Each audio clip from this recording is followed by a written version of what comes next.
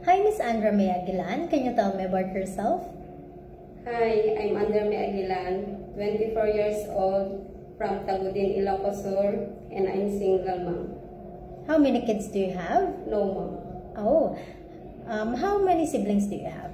I have 3 siblings, mom, and I am the youngest mom. Can you tell me about your educational background?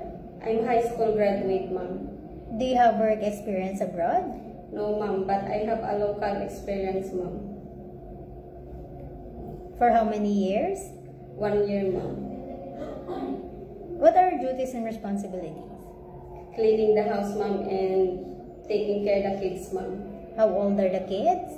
6 years old, 4 years old, and 2 years old, mom. Okay. How would you describe yourself? I'm honest, friendly, kind, and trustworthy person, mom. Do you have any tattoo? No, mom. Did you undergo to any kind of surgery? No, mom.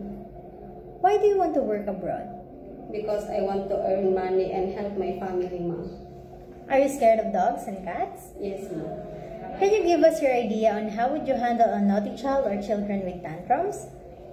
To give them food, mom, milk, and sing with them, mom. Okay, so can you sing a nursery song? Head, shoulders, knees and toes, knees and toes. Head, shoulders, knees and toes, and eyes and ears and mouth and nose. Head, shoulders, knees and toes. Very good. So what is your message to your future employer? To my employer, please hire me, ma'am, because I am a hardworking person, ma'am, and I promise I will do my best to your family. That's all. Thank you, ma'am.